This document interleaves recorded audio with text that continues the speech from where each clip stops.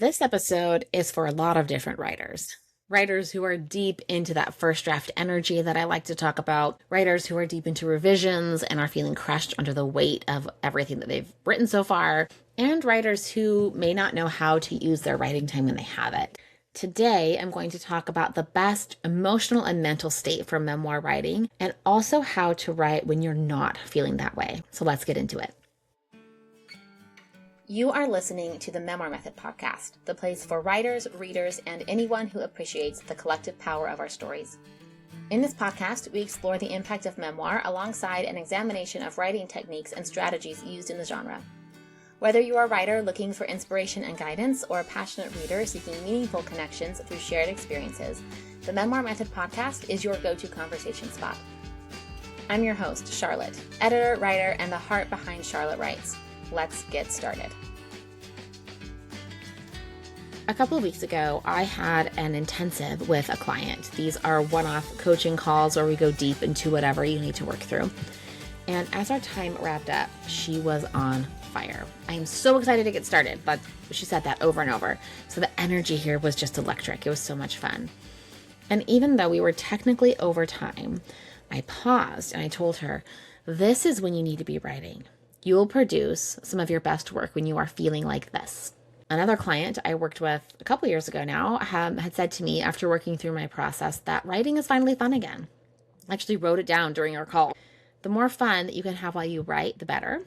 And so I am here to help make writing fun again and to give you the tools to show up well when you're not feeling it. That's really what this episode is. So the simple answer to this week's episode is that the best time to write your memoir is when it feels fun. But it's not that simple because sometimes you're not feeling it. Sometimes it will be days, weeks, maybe even months in between when writing feels fun. So this week's episode is really about how to capitalize on those windows when writing is fun and how to show up when it doesn't.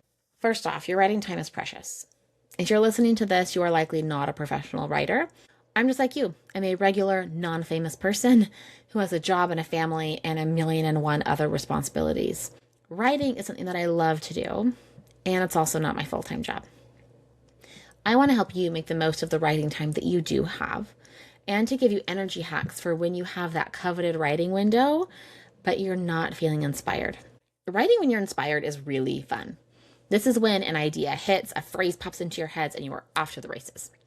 When that inspiration hits, you often do some of your best raw work. Scenes click, your voice shines through, you make decisions faster, you generate momentum faster. The imposter syndrome all but disappears. I love writing when I am inspired. I love it when my writers feel that way as well. This flow state is where you can really tap into what you are meant to be doing and saying. And it's the first step toward really feeling like an authority in what you're writing, really feel like someone who's having an important dialogue with your reader. However, inspiration can be fleeting. It's fickle. It doesn't stick around for very long. And it can be inconsistent when inspiration shows up. Again, we are normal people living normal lives. It's going to happen. So I want you to think of inspiration as that intense in-love feeling that you have with a new partner. For a while, they are all that you can think about. You love everything about them, and you are, for all intents and purposes, obsessed. Eventually, though, that infatuation fizzles out. What's left is what will determine the course of your relationship. If underneath that fiery in-love burst is a sustainable love for each other, you are in for a long, refining, often lovely ride. But if your feelings stayed surface level, then you'll probably break up. Or if you think that you are supposed to stay in that in-love state all the time, you'll be greatly disappointed. Writing is the same. Inspiration is what drives most of that first draft energy. It's fun and alive, and it burns out eventually. What's underneath will determine how you continue to show up as an author, and more importantly, what you write. What you get to refine now is taking that inspiration and turning it into a passion. When you are passionate about what you're writing, you can give direction to your discipline. You don't have to feel inspired to feel passionate about something. Often, a sustained passion will inspire different ideas, actually. articulated passion for your story will help you show up even when inspiration is nowhere to be found. This is why I do the work that I do with my writers. I don't just want to help you figure out how to best plot your memoir. I also want to help you discern what you're actually saying with it. One of the ways that I love to talk about memoir is calling it your conversation. This is one of the best ways to differentiate between what happened to you versus what you care about because of what happened to you. It's easy for us to discount what happened to us and think that no one would care.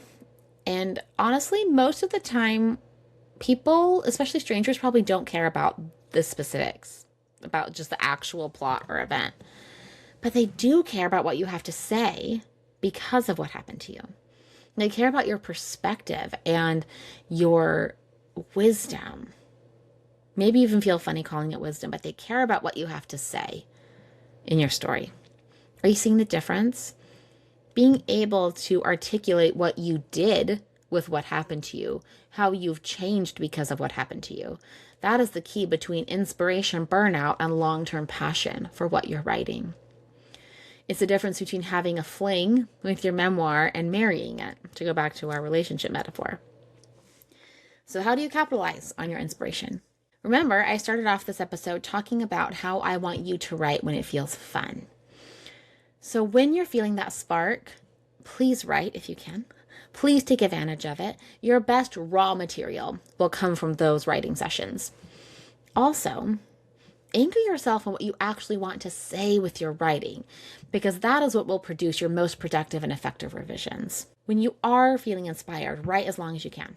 Go one more chapter, one more scene, brainstorm, jot down notes, get everything out of your head so that future you, perhaps even future less inspired you, can have some breadcrumbs to follow. Jot down what you need to remember those flashes, those connections.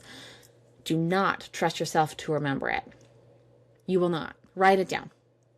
Voice note to yourself. Talk stream of consciousness. If you must, capture as much of your inspiration burst as you can before it fizzles out. Give it context so that future you will know what you're talking about. If you can, list out what needs to happen next in your drafting and revisions so that future you can come back and be like, oh yes, this is what I was doing.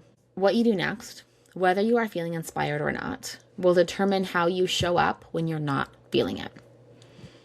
What conversation is your memoir here to have? What do you actually want to say with your story? If you sat down with your reader, what would you want to talk to them about?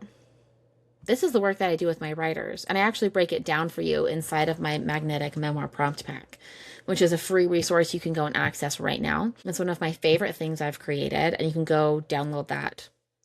Like, pause this, go download it.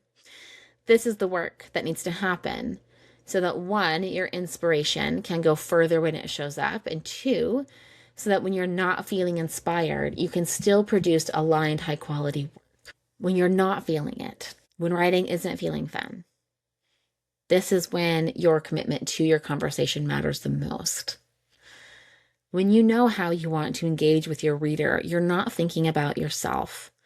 This is where your strategy as a memoir author really activates, because you're not focused on just you. You're thinking about how your story is going to play with a real reader. This is when I tell my readers to review their thesis. This is the work I do with writers privately and within my cohort program, the Memoir Method. Tap back into the work that you're really here to do, because you're not just here to write.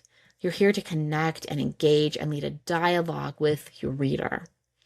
When you remember that, anchor back into that, you won't need inspiration for writing to be fun or productive. One of my favorite essays that I've written, it was one of the essays that really got me back into writing. If you listened to last week's episode, I mentioned the period of time where I didn't take myself seriously. This essay that I wrote is really one of my favorite things I've written, not only for its content and its quality, but also for how I felt writing it and my experience and what it meant to me. My first draft just flowed out. That was an inspiration flow state for draft one. And then I waited a few weeks before diving back into it, and I was not feeling it. I was not feeling inspired. I was feeling overwhelmed. And I paused and I looked, okay, what do I actually want to say? What needs to come through for my reader here? And anchoring into that passion for what I had to say because of what happened to me that led to really incredible revisions that led me to say things that I would not have been able to capture in that initial flow state. So you need inspiration. You need that burst of fun. You also need that anchored, grounded energy, that purpose to help you revise really well. So yes, write when it's fun. It's truly one of the best times to write and create. Deeper than that, I want you to write when you're anchored into your purpose as an author. That's the deep identity work that I do with my writers. That's the work that gives you resilience in publishing, patience in editing, and vision throughout the whole process. Moving forward, I want you to pay attention to how you feel when you write. If you're feeling inspired, take notes about when you're feeling it, what conditions help support it, and anything else that might feel relevant. If you're feeling overwhelmed, discouraged, or confused, especially if that's a chronic state for you when you write, I want you to step back and spend time articulating that conversation that I was talking about. I want you to contemplate and do the deep work of figuring out what you're actually saying. And I promise you that you do have something to say with your story. If you're listening to this podcast, you are supposed to write a memoir. Okay? So now your job is to figure out what are you here to say? What are you supposed to be saying? You can start articulating this with the magnetic memoir prompt pack that I mentioned earlier. Again, that's linked in the show notes. You can also join me in the next Memoir Method cohort. You can join the wait list for that in the show notes. Or you can come into my private container. If you're wondering whether that will be a good fit for you, you can book a free discovery call where we can chat about your memoir, your process, and what type of support would be the most helpful for you right now. Thank you so much for joining me today. I love to help writers feel like writers and make the most of their creative process. Everyone's is different, and everyone needs that balance of inspiration and grounded passion. I will help you find yours. Thanks again for listening. I'll see you next week.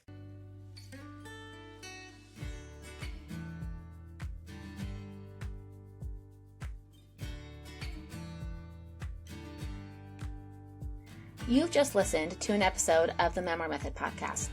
The Memoir Method podcast is presented by Charlotte Writes. If you liked what you heard, the best way to support the show is to subscribe through your preferred podcast player.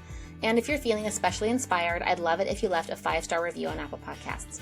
Leaving a review really does help other readers and writers like yourself find the show. If you want to continue the conversation, you can find me on my website at charlottewrites.co or on Instagram at charlottejanewrites. Thank you for tuning in. I'll see you next time. And remember that you have a story that matters.